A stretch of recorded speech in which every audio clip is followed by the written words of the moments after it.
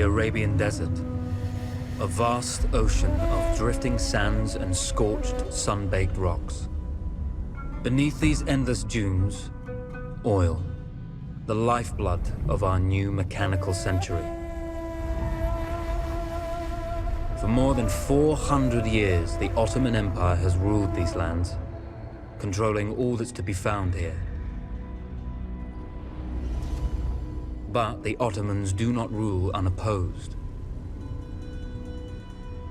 Small bands of Bedouin rebels have united to overthrow the empire.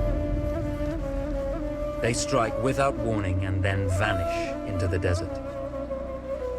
Fighting alongside them is a lone British officer whose exploits have earned him wide renown.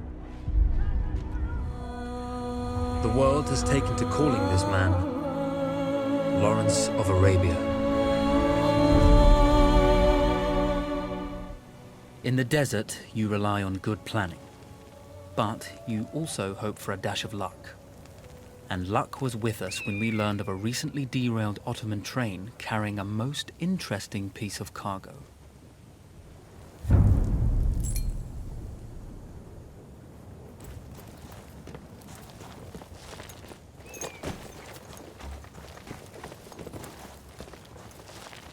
A lone fighter has just one advantage over a large enemy force. A lone fighter can move unseen.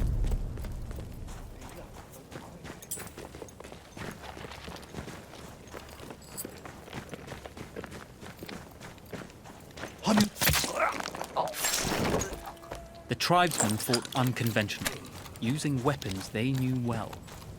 Endurance, individual intelligence, and courage were their primary assets.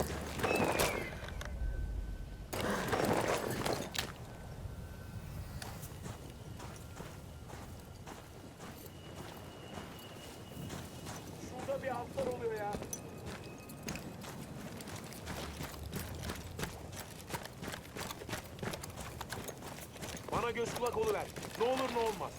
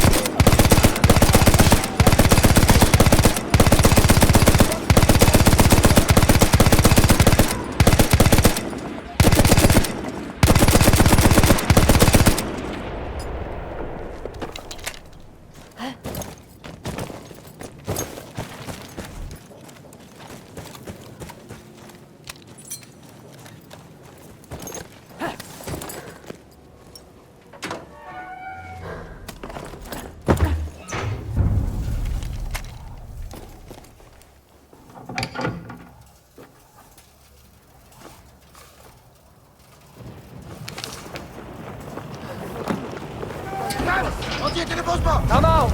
It's over.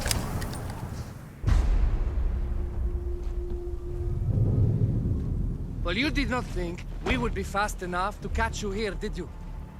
Lawrence of Arabia.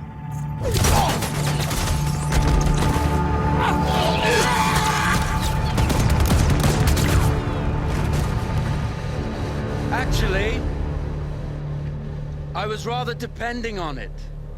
Lawrence. Well, this is very clever. Now the hunter becomes the hunted. So who might you be? How enchanting you are, my dear. Ahmed. I'll show you enchanting. If it weren't for you, I'd be free. Free, is it? You'll be free when you're dead. And I'm happy to tell you, the Empire intends to grant you all this freedom very soon. Even now, an engine of destruction scours this desert, obliterating your allies, your families, your homes.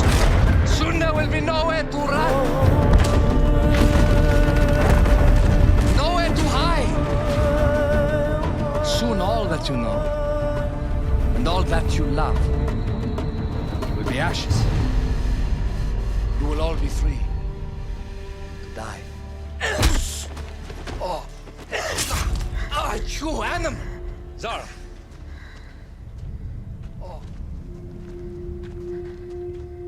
Now I understand that you would like nothing more than to strip the flesh from that man's feet and send him off into the desert naked to die. But think about it. You're right. I'm sorry. My friend here, she can be a little brusque. You're going to tell me how to lie to your train, so we can lure it into a trap and destroy it. Impossible. To even begin to talk to that train, you would need an entire book of communication codes. Oh, like this one, you mean? You can never stop the progress of machines!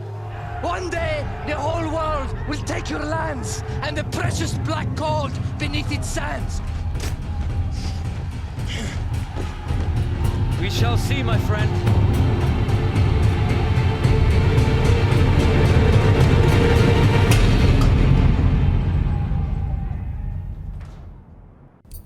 Of course, obtaining the codebook was not enough.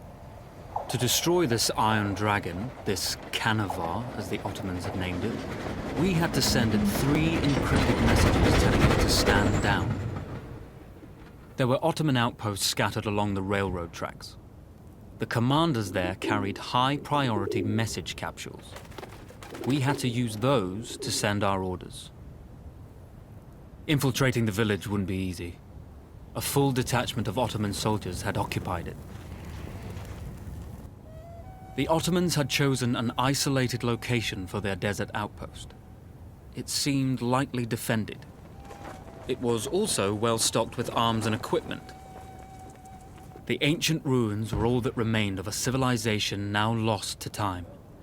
The Ottoman Empire brought in the modern world with a host of armored vehicles and field guns. 3 commanders to eliminate, 3 personal message capsules to be stolen, and then sent with our false orders. How Zara tackled this dangerous and audacious mission was up to her. The Bedouin treasured their horses, and in return, those animals granted their riders unparalleled speed and mobility.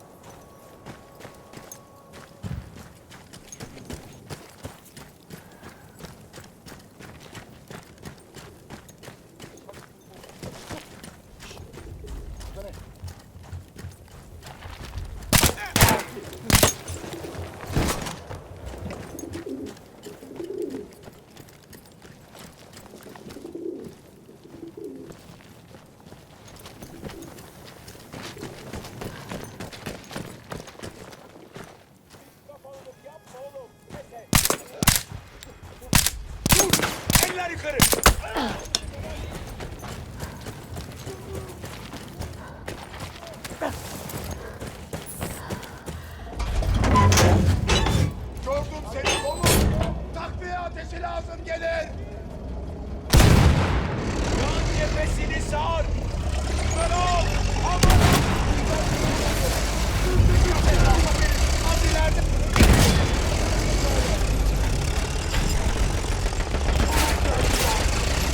Geri etraftan dolaşı versin.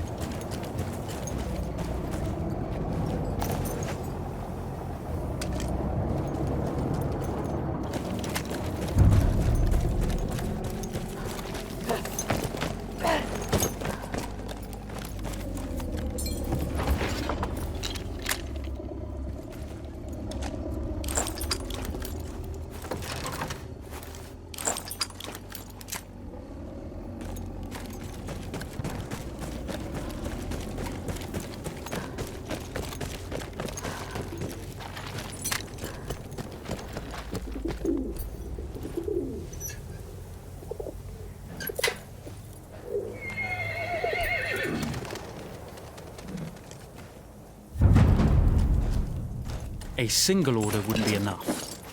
Ottoman protocol required the message to be received in triplicate before the train would acknowledge it as genuine.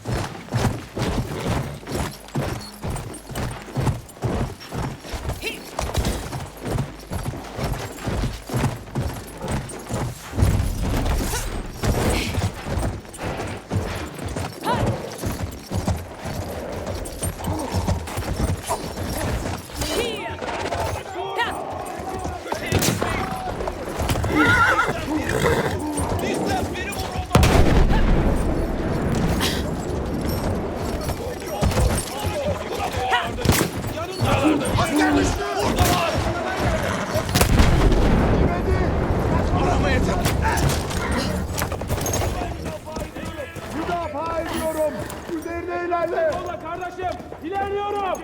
Az ileride. Bizden biri vuruldu. Bizden biri vuruldu. Yanından sokul. Gördüm seni. Seni avlayacağım. Teslim ol kafir. Teslim ol. Kahvenin evladı. Bizden biri vuruldu. Bizden biri vuruldu. Pes edersen merhamet gösteririm. Öteki gibi kaçarsın böyle. We were putting a great deal of trust in Zara's capabilities, but I had complete confidence that she would carry the day.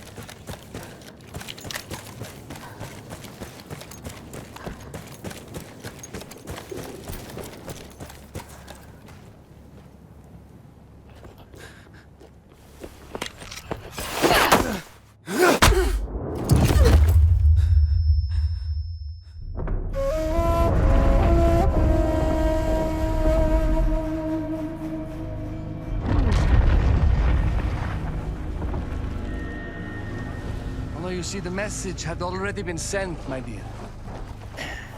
No, not the message you would have wanted. Lawrence was such a good host. It almost seemed rude to escape. I made sure to note the location of Lawrence's camp, of course. Which means... the train knows too. Twice, you told that train everything was clear. But... I told it exactly where to attack.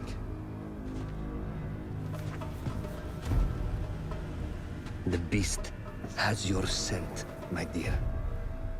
And it's coming to slaughter you and your little band of rebels. First, the firestorm from the cannon. Then, up close with the troops to slaughter any survivors.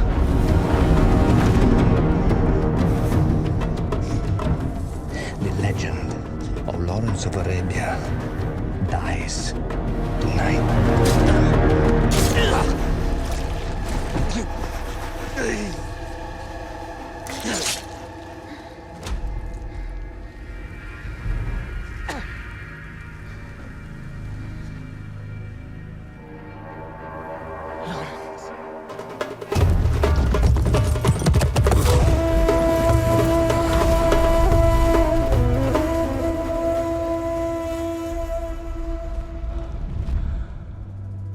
We slipped away just in time.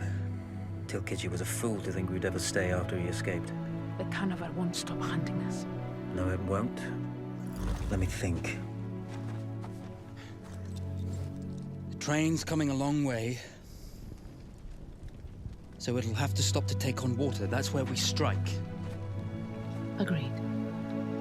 I'll deal with any sentries, then rig explosives on the track. Yes, and I'll rally our fighters. When I blow the lines, the train will be trapped. So when you hear the blast, you need to attack them with everything you have. It's good. But you know that there's a chance the men may not come. You may set off those explosives and find you're out there all alone. You know that. I guess I won't know either way until I set it off.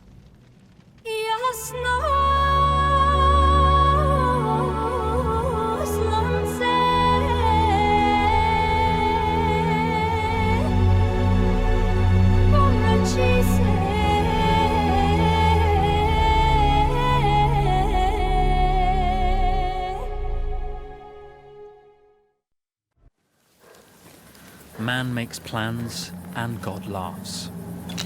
As it turned out, the small town where we would ambush the train was present. Those troops would have to be dealt with before the train could be sent.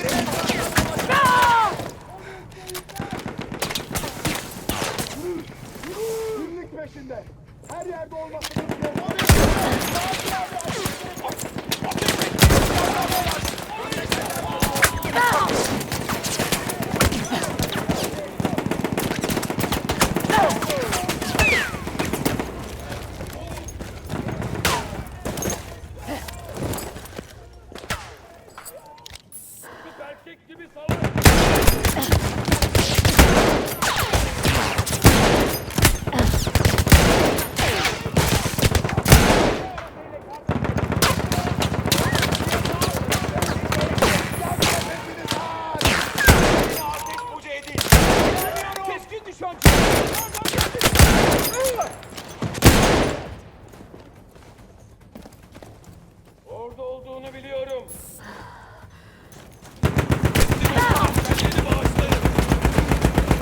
Ortaya ulan. Haydi!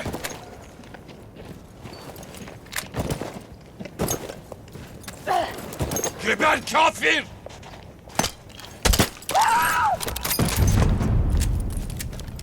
Once Zara secured the town, the trap could be set for the arriving train.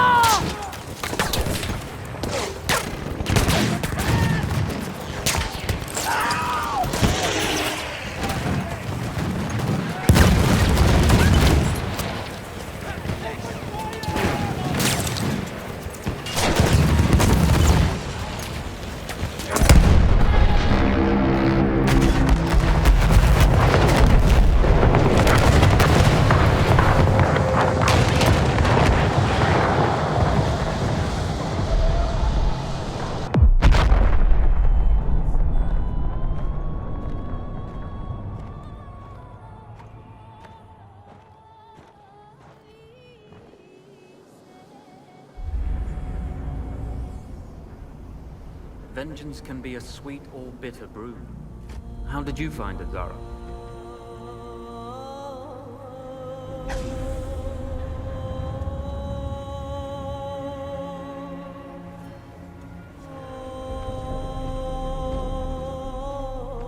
And you're right, we do need to think bigger, act bigger. Maybe even the Suez Canal.